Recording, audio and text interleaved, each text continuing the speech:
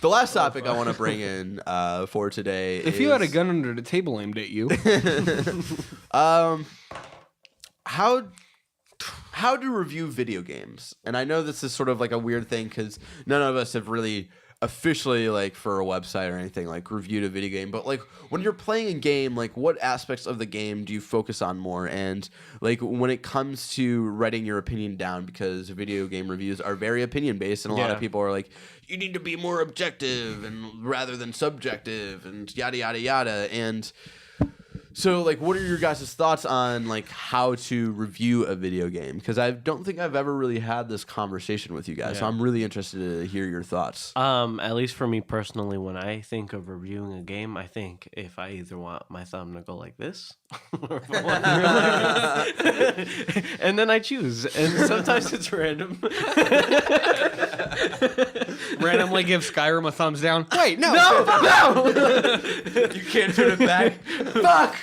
Someone say another game. You have to sell your copy of Skyrim. Because I own it now. I know you wanted it to be serious. I mean, when it's you guys, like, I sometimes expect it to be a good conversation. It go either but- way, right? Yeah. It go either way.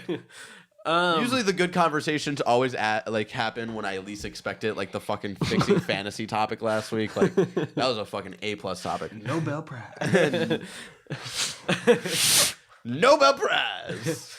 When it comes to reviewing games, I solely rely on storyline most of the time. I love a good story. That's usually where I get it from.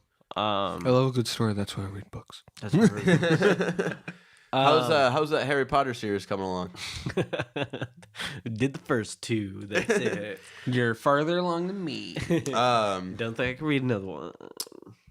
You're not gonna read another one? I probably will, just not right now. Okay. Can I get those two back soon? Yeah. Okay, thanks. Yeah. Nah, bro. I forgot those were yours. But yeah, I usually pay attention to storyline and how it's built, uniqueness, how much you reinvent that genre, stuff like that, especially now where games are somewhat getting repetitive. I don't know. I literally, this was more serious.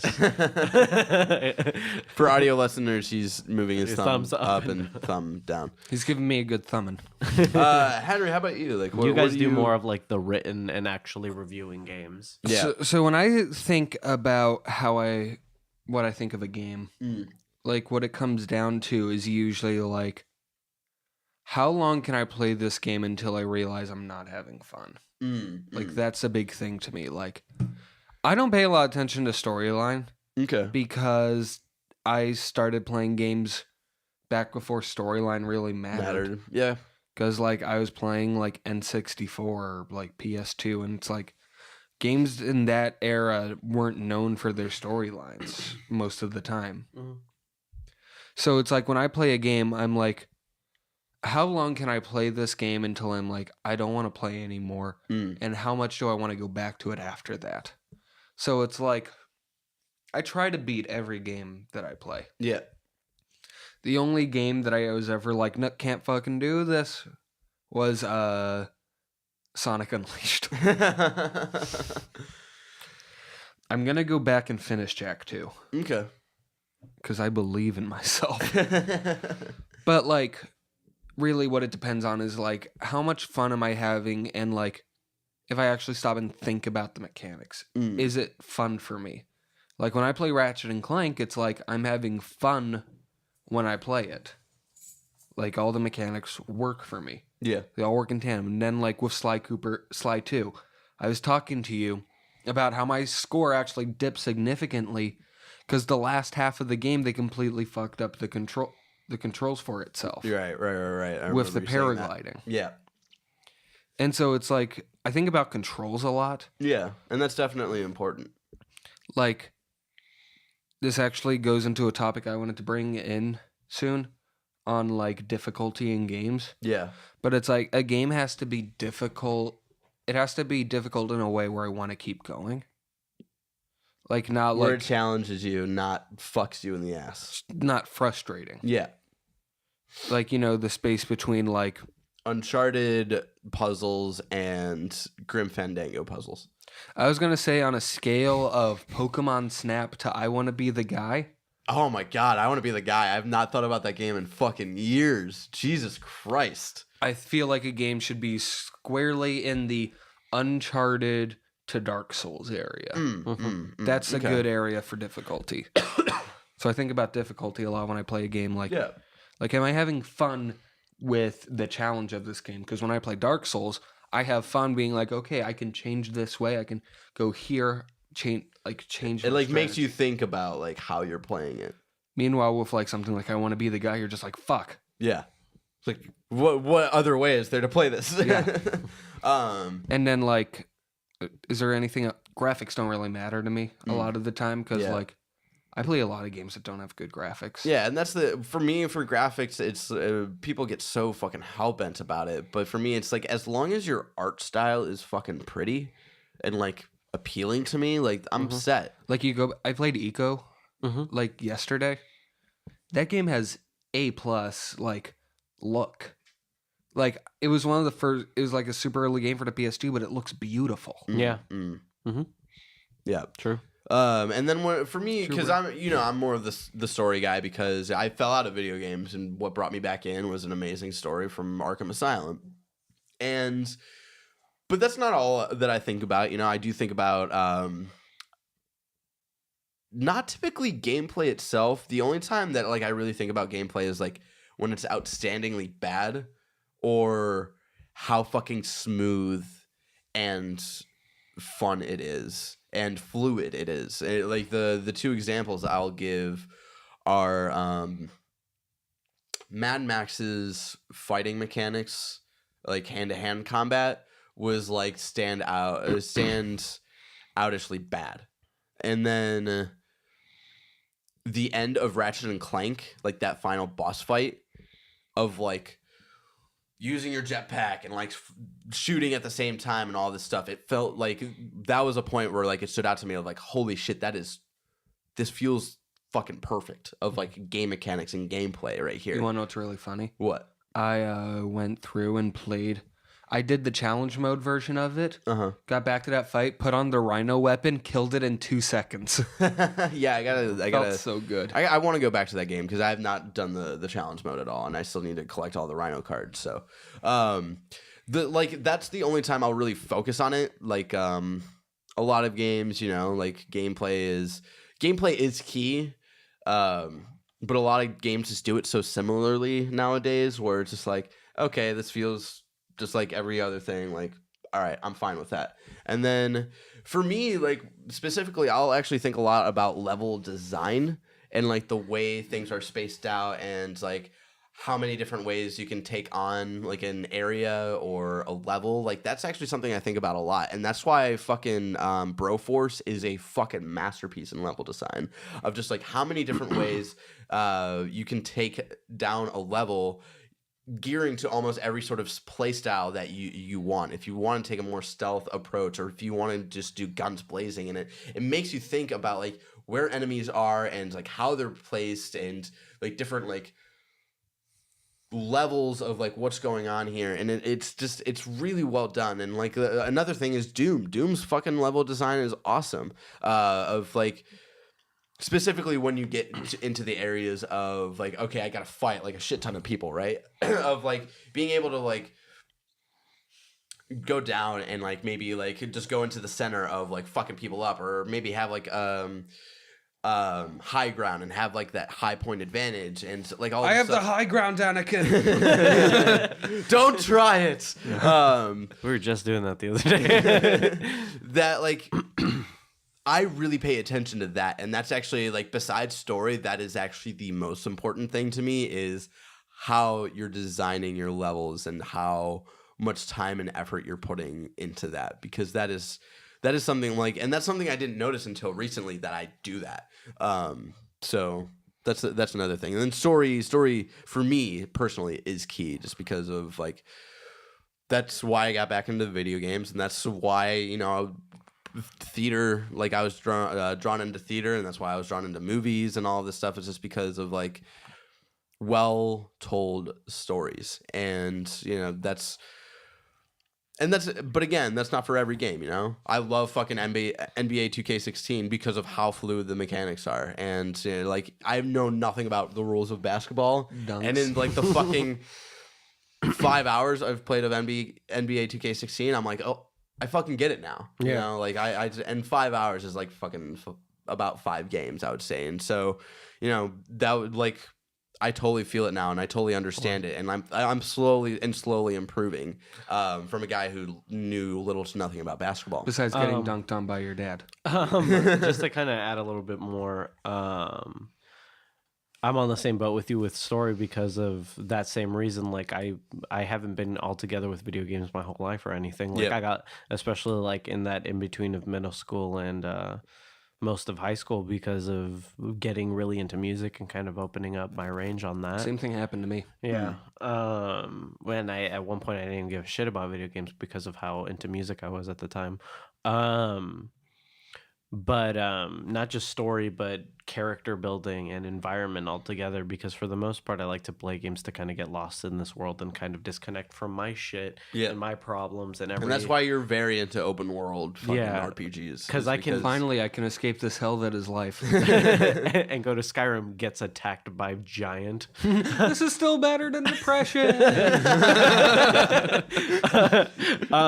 To get kind of, that's right, because I like to get lost in this world and disconnect from shit and feel like I'm this character and do this shit that I can't do, like learn magic, or even like just playing like WWE 2K16. I want to feel like I'm Stone Cold Steve Austin and go around stunnering people and shit, because I can't do that shit in real life because I'll be in fucking jail. And let out frustration and all that shit. So I think for the key part is story, characters, and environment. I like to feel for this character. And also I like to miss these characters when I'm done with it. Just in general, like how lost I get. If I find myself like getting really deep and not even like for a specific like reason, just because of like everything together, like that's definitely like you have something special there. And that's why I'll defend Star Wars Battlefront.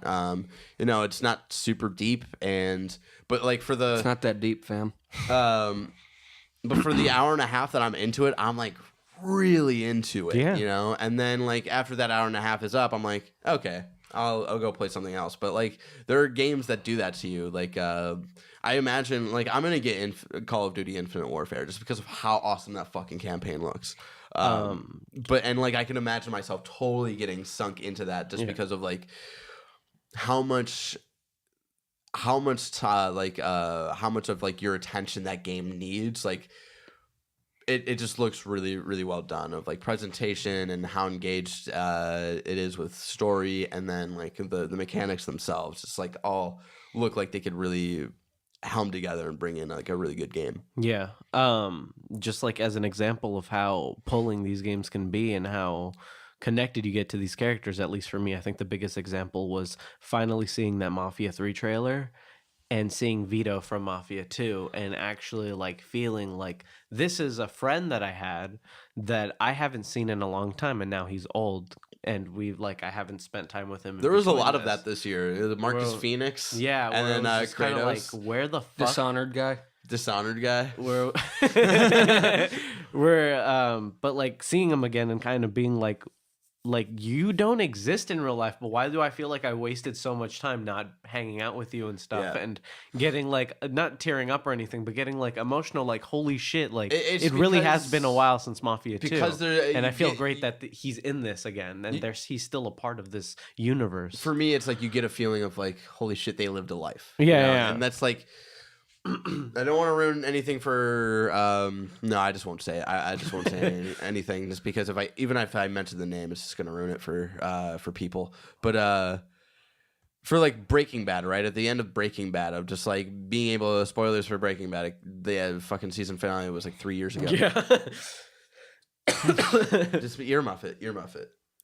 When Jesse gets to like leave, it's just you get that feeling of like he gets to live a life. All right, you're good. So it's like so strongly that it connects to his outside life, and seeing Aaron Paul and other shit is like, good for you. Go get work. And so it's like, and it's just being able to have that feeling of like you went through shit and I didn't get to see that and I feel bad. Like they make you feel bad of like That's how I part felt of their with- life that doesn't actually exist. That's what I felt with Marcus Phoenix, where it's just like I have every single Gears of War game, by the way, even Judgment. I have them now. Now you have them because you're playing through them. And seeing Marcus Phoenix what was that?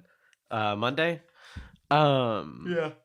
Was super fucking weird because playing every single Gears of War game, I went through this war with him. I've took him on this journey. I've seen him lose friends and shit. And seeing him old, it's like, what the fuck happened? What the fuck happened? This is so fucking weird. Hello, darkness, my old friend. I don't think it's that bad. Yeah. Whatever. You guys Talk could be with fucking. you. We're gonna get copyright strikes. Yeah, go Stop it. it. Anything else? Any last minute thoughts on how to review video games? Do that shit. Remember, And I think it's all in the wrist. Games is the same. my last thought is a lot of the internet right now, and you know, I was a part of this for a little bit as well. It was like you need to be more objective than subjective, and Alex O'Neill brings up the good point of it's and a lot of people like Alana Pierce from IGN and Lucy O'Brien from IGN as well. It's just like it's all subjective. How you review video games and your thoughts on video games is all how you perceive the quality of this. Yeah. And so you just get for someone out there who might be part of this craze. I just want to say like it is for the most part subjective. There's like mechanical things that are even subjective, and it's just you got to take it with a grain of salt because it is very much all reviews out there are opinions. There's no fucking solid facts that say, fact, this is an amazing 10 out of 10 game. Last of Us is perceived universally as an amazing game. Not everybody's going to feel that way, though. And that makes it not fact, It's just like, you can't go into reviews thinking like, okay, this is going to be fact, just because this Fact. Skyrim has new water. New water, yeah. And But that did you is the see- game. What is the game that has great water? Oh. No, there was a fucking trailer where it was like great water. Pirates. Oh, right. It was fucking Sea of Thieves. It was like great water. Like, okay. Oh shit! Step your game up, Bethesda. So I would say that's my last thought. I was just like, you got to take with a grain of salt that every review you read out there is subjective. So just stop being a little bitch. Elder Scrolls comeback. Elder Scrolls is it 6 or 7 that we're on? 7, right? Have you ever had a dream? Elder Scrolls 7 Water. Dude, I don't fucking know. You're the fucking Elder Scrolls guy. Elder Skyrim's Scrolls 7 5. Water. Skyrim's 5. Elder so- Scrolls 6 Elder Water. Scrolls 6, Hearthstone. And on that note, ladies and gentlemen, this has been Talking Shit. Remember, this is BGG's weekly podcast where the three of us bring in random topics of discussion. We talk some shit about those topics. If you like that, head on over to patreon.com/BGG. Give us $1 a month, and you can get every full audio version of the episodes early before the episodes roll out on YouTube, topic by topic, where the episode is split up topic by topic, Monday through Thursday, before the entire audio version of the episode is available for everybody on SoundCloud and our RSS feed. So there you go, guys. It's been an episode. It's been an episode. It's been. It came, it saw, and we fucking conquered it. It's been real. It's been fun. All you say is it's Has it been been real fun? No. Has it been real fun? No. No. Thank you, ladies and gentlemen. Thank you guys so much for watching our episode 100. I can't believe, it's been a little over a year and we've done as many fucking episodes as we have done for this fucking show. I can't wait to do 100 more. Some with you, some without you. I'm gonna be sad when that day With or comes. without you. With or without you. I might be just a heads up, I might be a wreck on your last episode. Just a heads up. Just a With fair. or without She's your queen to be. Ladies and gentlemen, thank you so much for joining us this week. And until next time, keep talking shit. Thank you.